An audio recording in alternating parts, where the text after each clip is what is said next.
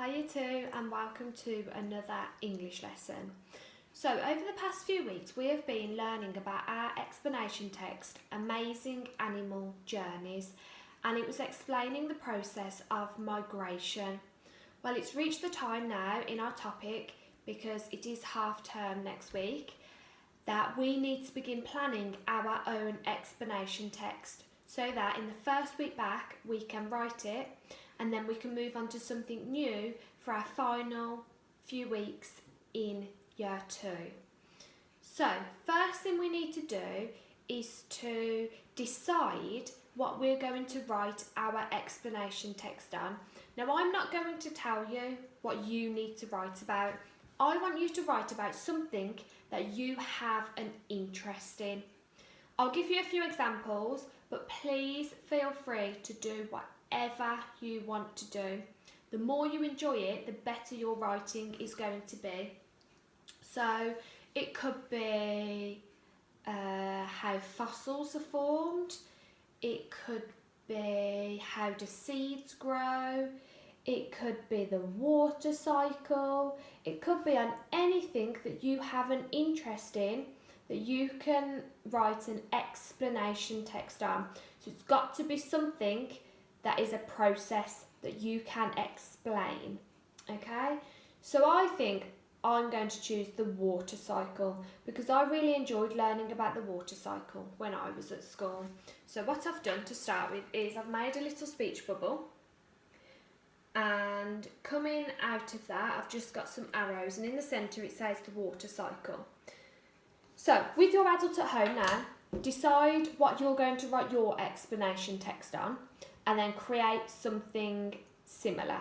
So pause the video, have a discussion, have a little bit of a research on the internet about what you could do, and then come back to find out what I need you to do. So when you have found what you want to write your text on, it's really important then that you find a good resource on the computer. BBC Bitesize for Key Stage 1 is a good one, and YouTube has some really good videos on for children. So if you type whatever it is, so if you type in how do seeds grow, put Key Stage 1 or put for kids at the end, and it comes up with some really good videos. Please make sure that your adult is there with you at the time though, just so they can double check that the video is okay for you. So like I said, I have chosen the water cycle, and I found a good YouTube video. So I found this by typing it into Google, and it came up with a little kids video, which I thought was quite good. So I'm going to show you how I'm going to use the video to make some notes that I will use in my explanation text. So I'm going to start by watching part of the video. Welcome to another new Happy Learning video. Today we will learn all about the water cycle. Earth, which is the planet we live on, is known as the blue planet because as much as 3/4 of the planet's surface is water. That's a good fact. 3/4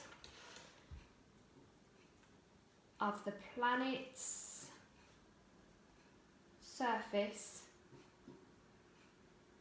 is water. So if you have a look, I have put that next to my first arrow. So I'm going to carry on listening.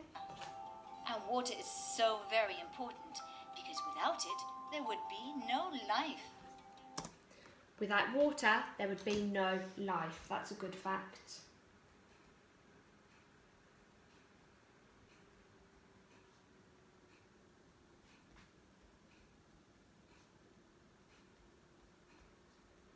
So as you can see, I've just written my next fact down. I'm going to continue listening. Without it, these sweet little otters wouldn't exist. Or these playful bears. Nor this conceited bird. Or even us, the human beings. That is why we must look after it. We should conserve our water well.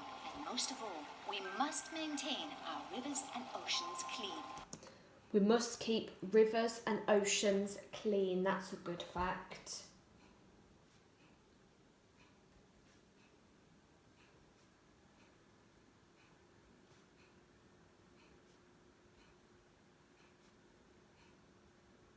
Continue listening.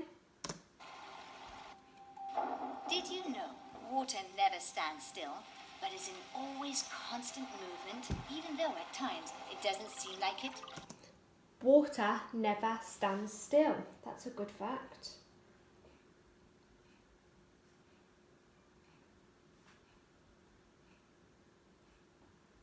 Hopefully I'll get into the water cycle now. This water movement is what we call water cycle. Now, let's learn more about it. When the sun warms the water on the Earth's surface, it evaporates. When the sun warms the water, it evaporates. Do you know what evaporates means? Maybe you could discuss that with your adult at home.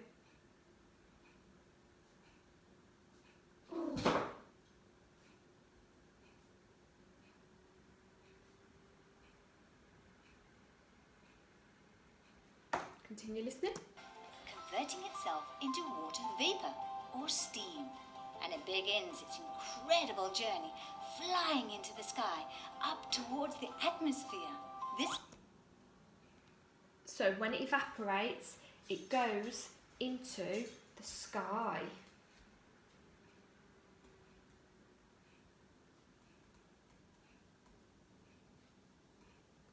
So as you can see, I've started to take my notes and I've put them into my bubble with arrows. If I was to finish this, I would continue listening to the video and I would continue writing the notes on here until I've got all the notes on the water cycle that I need. So this is going to be part 1 of the lesson. So remember, you don't have to do the water cycle. You can do something that you are interested in. A couple of other examples that I gave was how do seeds grow? How are fossils formed? There are lots and lots of things that you could do. So make sure you do this with an adult at home because it is quite tricky and you would have Miss Boylan and I helping you at school with this. So please do ask an adult to help you, and I will also put some links to some really good websites if you choose to do one of those that I have suggested to you. So have a go at completing this and then come back for part 2 of your lesson. So have fun and I can't wait to see what you have done your research on.